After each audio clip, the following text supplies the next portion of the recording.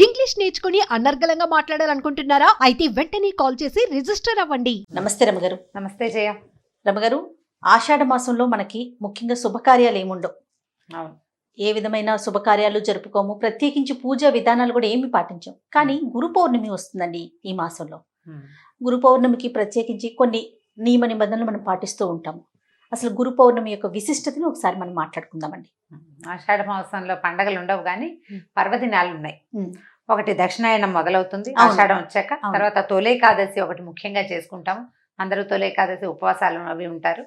ఇప్పుడు వచ్చే పౌర్ణమి గురు పౌర్ణమి అంటారు. గురు పౌర్ణిమ వ్యాస పూర్ణిమ అని చెప్తారు. వ్యాసుల వారు, వేద వ్యాసుల వారు ఈ రోజున జన్మించారు.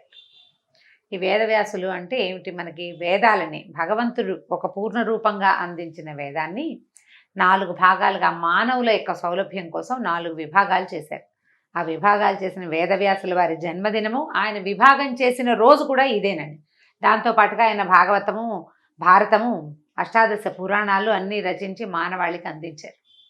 అయితే ఈ వ్యాసుల వారి జన్మదినం అవటం వల్ల జగత్తుకి గురువైనటువంటి ఈ వ్యాసుల వారి పుట్టినరోజుని ఇలా ప్రత్యేకంగా జరుపుకోవాలని ఒక నియమం ఏర్పరిచి పెట్టారు. అంటే జగత్తుకి గురువు వ్యాసుల వారు అవటం ఒక సంగతి అయితే, ఈ రోజున గురువుకి నమస్కరించటము. గురువు అంటే మనని, వ్యక్తిని, మానవుణ్ణి భగవంతుని వైపు ప్రయాణం చేయించేవాడు గురువు. అజ్ఞానాంధకారం నుంచి వెలుతురు చూపించేవాడు. గురు అంటే అదే చీకటిలోంచి వెలుగులోకి తీసుకెళ్లేవాడు అని.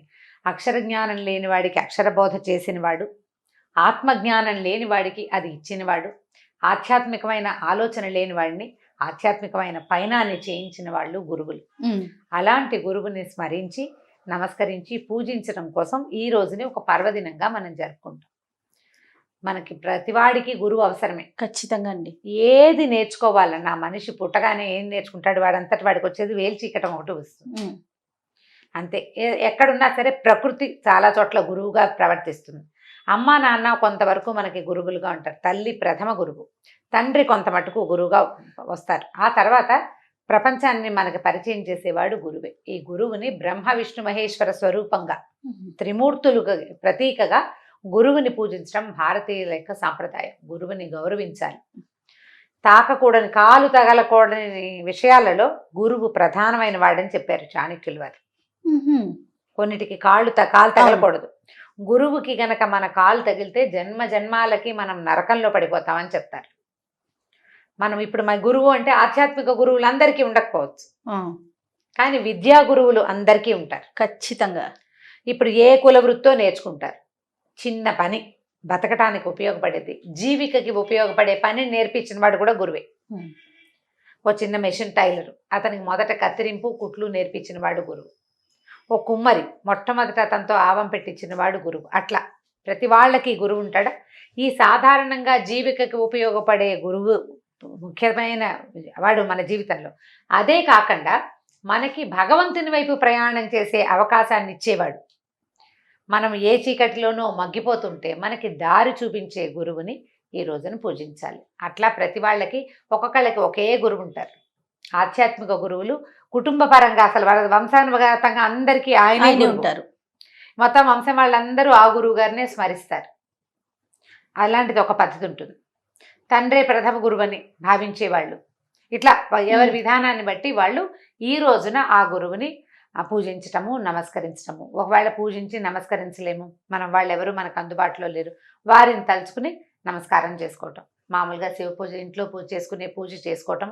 అక్కడి నుంచి మనం ఎవరి వల్ల మన జీవితం బాగుపడిందని భావిస్తామో వాళ్ళని కూడా గురువుగా భావించి ఈ రోజున పూజించాలి. పూజ చేయటం అంటే కూర్చోబెట్టి కాళ్ళు కడిగి, కాళ్ళకి నీళ్ళు ఇచ్చి, మంచినీళ్ళు ఇచ్చి, అర్ఘ్యం, పాద్యం, ఆచమనం, షోడశోపచారాలు చేయకపోయినా కూడా వాళ్ళని గౌరవించడం, జ్ఞాపకం చేసుకోవటం, వారి పేరుతోటి ఎవరికైనా ఏదైనా ఇవ్వటం. చాలామంది ఏం చేస్తారంటే, ఇప్పుడు మా గురువుగారు గుంటూరులో ఉన్నారు, మేము ఇక్కడ ఉంటాం, మనం ఏం చేస్తాము, గురువుగారిని తలుచుకుని కుదిరితే ఇప్పుడు అవకాశం ఉంది కాబట్టి ఏ ఫోన్లోనో మాట్లాడి వారిని ఒకసారి తలుచుకుని దేవుడి దగ్గర దండం పెట్టుకుని ఏ బ్రాహ్మణులకో ఎవరికైనా స్వయం పాకం ఇవ్వటం, ఏదైనా వస్త్రాలు తీసుకెళ్ళి ఇవ్వటం. దానం అనకూడదు దీన్ని, దానం చేయటం కాదు, గౌరవ పురస్సరంగా ఇవ్వటం. గురువు పేరుతోటి ఇంకొకళ్ళకి ఇవ్వటం. వారికే ప్రత్యక్షంగా ఇవ్వగలిగితే సంతోషం, సంతోషం. ఇవ్వలేకపోతే కనుక మీరు అన్నట్లుగా వేరే వారికి ఏమి ఇవ్వలేము. గురుగారికి నమస్కారం చేసుకోవటం, పాద నమస్కారం చేయటం. గురువుకి పాదాలంటి దండం పెట్టడం కంటే అమోఘమైనది ఇంకొకటి లేదు. ఎందుకంటే మనకి ఆ మాతా పితరుల లైన్లో మాతృదేవోభవ పితృదేవోభవ, ఆచార్య దేవోభవ 3వ మహావాక్యం మనది. అవునండి. అమ్మా నాన్నల తర్వాత మనిషి తప్పనిసరిగా గుర్తుపెట్టుకోవాల్సిన వాళ్ళు, గౌరవించదగిన వాళ్ళు గురువే. అది ఏ దశలో ఎవరెవరు గురువులుగా ఉంటారో వారందరినీ జ్ఞాపకం చేసుకోవాలి, అందరినీ గౌరవించాలి. మనకి ఒక విషయం నేర్పించిన వాళ్ళని ఏదైనా తేడా పాడా వచ్చినా వారిని తుస్కరించి మాట్లాడకూడదు. నేర్పించారు కానీ వాళ్ళు సరైన వాళ్ళు కాదు లాంటివి మాట్లాడకూడదు. గురు నింద అస్సలు చేయకూడదు. రౌరవాది నరకాల్లో పడతారు గురు నింద చేసిన వాళ్ళు. మాతృనింద పితృనింద చేసిన వాడికి ఎలాంటి పాపమో గురునింద చేసిన వాడికి కూడా అలాంటిదే పాపం. చదువుకున్న విద్య అక్కడికి రాదు. ఎవరి దగ్గరైనా అబద్ధం చెప్పచ్చు కానీ గురువు గారి దగ్గర అబద్ధం చెప్పకూడదు. అబద్ధం చెప్పకూడదు. గురువు యొక్క విద్యని తస్కరించకూడదు. చాలా జాగ్రత్తగా ఉండాలి గురువుతోటి. నువ్వు అలా ఉంటే ఇవాళ నీకు మామూలుగా భోజనానికి సరిపడా విద్య వచ్చింది ఈ జన్మలో. మరుసటి జన్మలో అయినా ఆధ్యాత్మిక విద్య, భగవంతుడి చేరే మార్గాన్ని చూపించే గురువు దొరుకుతాడు మనకి. ఆ అవకాశం లభిస్తుంది. మనం ఇప్పుడున్న మనకి ఉన్న ప్రస్తుతపు గురువు మీద మనం ఎంత గౌరవాభిమానాలు చూపిస్తామో, నువ్వేం గౌరవించలేవు, దండం పెట్టలేవు, వారికి ఏమి ఇవ్వలేవు, ఏం పర్వాలా, అగౌరవపరచబోక. నీ గురువునే కాదు ఏ గురువుని అగౌరవపరచద్దు. టీచర్లని చిన్న చూపుగా మాట్లాడకూడదు. వీటి పిల్లల టీచర్లని కూడా అగౌరవంగా మాట్లాడకూడదు. మనం మాట్లాడితే పిల్లలు కూడా అదే నేర్చుకుంటారు. అది చేయకూడదు. అది చేయకపోతే మనం భగవంతుని చేరే మార్గానికి అవసరమైనటువంటి ఆత్మవిద్య, అధ్యాత్మ విద్య మనకి లభిస్తుంది ఒక గురుముఖతః. అది జాగ్రత్త పడాలి. టీచర్లను తుస్కరించి మాట్లాడుకుంటూ కుదురుండదు. అంతే, వాళ్ళతోటి మనం మాట్లాడుకుని జాగ్రత్తగా మాట్లాడాలి. అమ్మా నాన్నలతో పాటు గురువుని గౌరవించాలి. ఆ గౌరవానికి తగిన రోజు ఈ గురు పూర్ణిమ.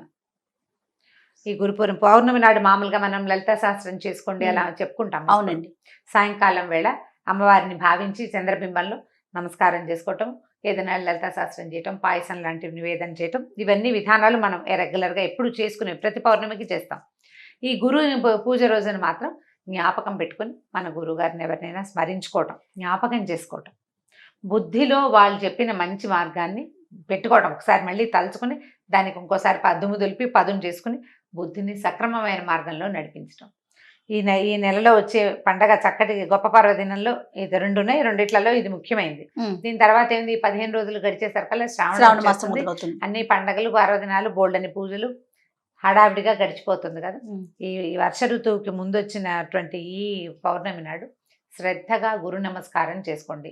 దక్షిణామూర్తి స్తోత్రం కానీ హయగ్రీవ స్తోత్రం కానీ ఈ రోజున చదువుకుంటే పిల్లలకి విద్యాభివృద్ధి జరుగుతుంది. విద్యార్థులు ఎవరైతే ఉంటారో వాళ్ళకి ఒక్క శ్లోకానైనా చెప్పి నేర్పించి చదివించు. గురు బ్రహ్మ గురు విష్ణువు అందరికీ చెప్పుకుంటాం ఆ శ్లోకం. దాంతోపాటు దక్షిణామూర్తి స్తోత్రం కానీ హయగ్రీవ స్తోత్రం కానీ చాలా అద్భుతంగా ఫలితాన్ని ఇస్తాయి. ఈ రోజున చాలా మంచిది అవి చదువుకుంటే. మనము చదువుకోవచ్చు, పిల్లలతో కూడా చదువుకోవచ్చు. కానీ మన సాంప్రదాయాలు ఎంత గొప్పవి రమ్మగారు. తల్లి తండ్రితో పాటు గురువుని కూడా గౌరవించటానికి ప్రత్యేకించి ఒక రోజుని పెట్టి ఖచ్చితంగా గురువుని స్మరించుకోండి అని మనందరికీ అలవాటు చేసే ప్రయత్నం చేశారు చూసారా. అంటే మనం ఏది చెయ్యాలో అది మనకి పర్వదినాల్లోనే నిర్ధారింపబడి పెట్టారు. తప్పకుండా ఇవాళ గురు పూజా మహోత్సవం చేయాలి అంతే. చేసి తీరుతారు కదా. సగం మంది చేస్తారు కనీసము, మిగిలిన సగం వాళ్ళు తెలుసుకుంటారు. ఈ ఏడాది కాబట్టి వచ్చే ఏడాది చేస్తారు. ఎప్పుడో ఒకటికి బుద్ధికి ప్రచోదనం కలుగుతుంది. అంతే. పూజ చేసినా చేయకపోయినా రమ్మగారు గౌరవించాలనే భావన అయితే కలుగుతుంది కదా. గౌరవమే ప్రధానమైంది. పూజ చేయటం వేరే సంగతి అయితే గౌరవించడం చాలా ప్రధానమైన విధి. అగౌరవపరచకూడదు అనే ఒక ఇంగితాన్ని మనం కలిగి ఉండాలనే ఇట్లా మనకి పర్వదినాలే అట్లా ఏర్పరిచి పెట్టారు. అవునండి. ఓకే రమ్మగారు, థ్యాంక్ యూ అండి. నమస్తే. నమస్తే జయ.